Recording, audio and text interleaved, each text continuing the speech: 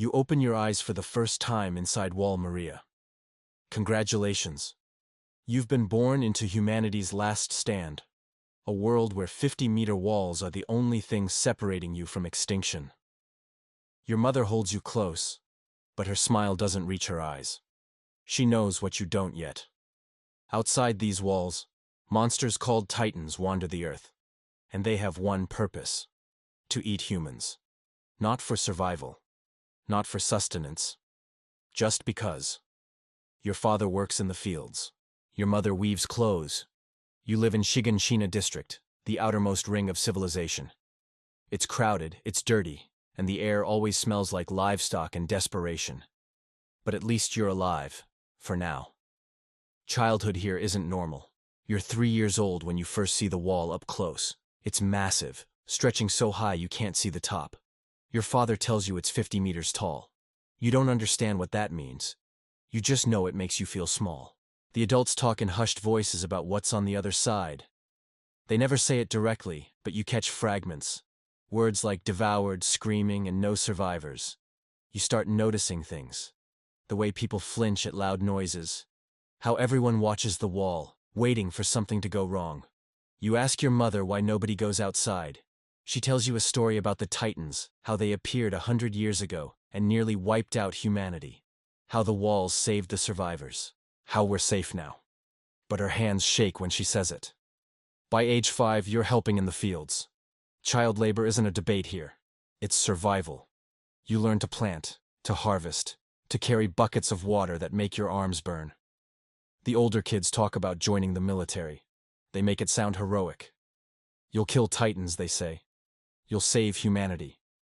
But you've seen the soldiers. They don't look heroic. They look haunted. Then comes the day everything changes. You're 10 years old, playing near the gate with other kids. The sun is setting. Someone's cooking fish. You're arguing about whether the colossal Titan from the stories is real when the ground shakes. Not like an earthquake, like footsteps. Everyone stops. The air goes silent except for a low, rumbling sound that makes your chest vibrate. Then you see it. A hand grips the top of the wall. Fingers, each one the size of a person, curling over the edge. The face appears next. Skinless, muscle and bone exposed, steam rising from its body. It's 60 meters tall, taller than the wall. It stares down at you with empty eyes, and for a moment, nothing happens. Then it kicks. The gate explodes. The wall that protected humanity for a century shatters like glass. Chunks of stone the size of houses fly through the air. You watch one crush the bakery where you bought bread yesterday. Another flattens 3 homes. The screaming starts. People run in every direction, but there's nowhere to go. Because now they're coming through. Regular Titans, 3 meters, 5 meters, 15 meters tall. They pour through the breach like water through a broken dam. You run. Your legs burn. Your lungs scream. Behind you, a woman gets grabbed. A Titan lifts her up, and you don't look back because you know what happens next. You've heard the stories. They eat people slowly. They savor it. And they're always smiling. That's the worst part. They smile while they do it. Your mother finds you in the chaos. She's crying, pulling you toward the inner gate. Your father is gone. You don't ask where. Thousands of people are trying to evacuate through a single passage. Bodies press against you. Someone falls, gets trampled. A Titan reaches over the crowd, plucks out a man, and bites down. Blood sprays across the people below. The crowd surges forward. Your mother loses her grip on your hand. You're separated in the stampede. You're screaming her name, but your voice disappears into the noise. Then you see her. She's trapped under debris from a collapsed building. Her legs are crushed. She's reaching for you, yelling at you to run, but you can't move. A shadow falls over both of you. You look up. A Titan is staring down, 15 meters tall, with a grin that splits its face. Your mother stops reaching for you. Her expression changes. She's not scared anymore. She's angry. She screams at you to run, and this time her voice breaks through your paralysis. You turn and sprint. Behind you, you hear her final scream cut short. You don't look back. You can't. You make it through the inner gate with thousands of other refugees. The gate closes. You're safe now, technically. But Shiganshina is gone. Wall Maria is breached. Humanity just lost a third of its territory in a single day. And you lost everything. The refugee camp is hell. There's not enough food. Not enough space. People are fighting over blankets. Children are crying for parents who aren't coming back. You curl up in a corner and don't speak for 3 days. When you finally do, it's to ask a soldier how you can join the military. He looks at you like you're insane. You're 10 years old. You'll have to wait 2 more years before you can even apply to the cadet corps. 2 years of living in this camp, surviving on scraps, watching people starve because Walrose can't support this many refugees. 2 years of nightmares where you see your mother's face. But you wait. Because what else can you do? And when you finally turn 12, you're first in line to enlist. The cadet corps doesn't care about your trauma. Nobody does. Every kid here has the same story. Dead parents, destroyed homes, that look in their eyes that says they've seen things children shouldn't see. You're not special. You're just another mouth to feed, another body to train, another potential corpse for the Titans. Day 1, they run you until you vomit. Day 2, they do it again. Your body wasn't made for this. You're malnourished from 2 years in the refugee camps. Your muscles are weak. But you don't quit because quitting means going back to that camp, and you'd rather die. Hand-to-hand combat training starts in week 3. You get paired with a girl named Mikasa, who moves like she was born fighting. She puts you on your back in 3 seconds. The instructor doesn't help you up. He just marks something on his clipboard and moves on. Then comes ODM gear training. Omnidirectional mobility gear. Humanity's only advantage against Titans. Gas-powered grappling hooks that let you fly through the air like some kind of deranged spider. It's the most dangerous equipment ever invented, and they expect 12-year-olds to master it. Your first attempt ends with you face down in the dirt. The harness digs into your ribs. The balance is impossible. You watch other cadets soar through the practice course while you can't even lift off the ground. That night, you sneak back to the training grounds. You practice for 4 hours in the dark. Your hands bleed from gripping the controls. You fall 17 times. But the 18th time, something clicks. Your body finds the balance. You rise off the ground, and for the first time since the wall fell, you feel something other than fear. You feel possibility.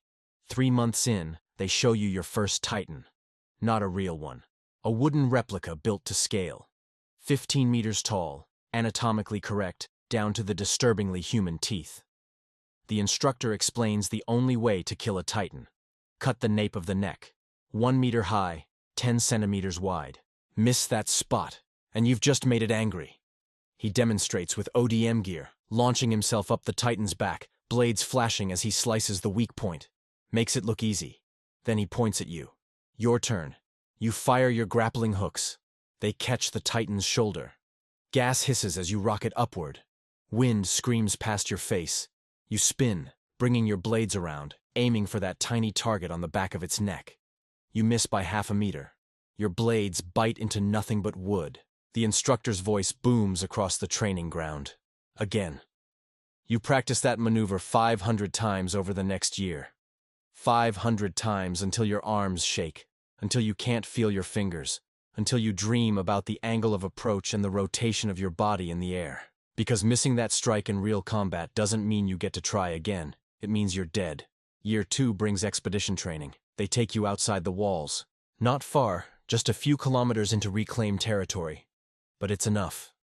You see the wasteland that used to be farmland. Abandoned villages with doors torn off hinges. Bloodstains on walls that rain hasn't washed away. Then you see your first real Titan. 10 meters tall, wandering between ruined houses. It hasn't noticed your group yet. Your heart hammers against your ribs. Every instinct screams to run, to hide, to be anywhere but here. The instructor's hand lands on your shoulder. Watch. An elite soldier launches himself at the Titan. His ODM gear fires with precision. He moves like a dancer, spinning around the Titan's grasping hands, blades singing through air. One perfect strike to the nape. The Titan crashes down, steam hissing from its dissolving corpse. That's what you need to become, the instructor says. That or dead. There's no middle ground. Graduation comes faster than you expected. 3 years gone in a blur of training, pain, and pushing past every limit you thought you had. You're ranked 8th in your class. Not the best, but good enough to choose your assignment. Most cadets pick the interior. Safe, comfortable, far from the Titans. You could live a normal life there, or something close to it. But you remember your mother's face. You remember that Titan's smile.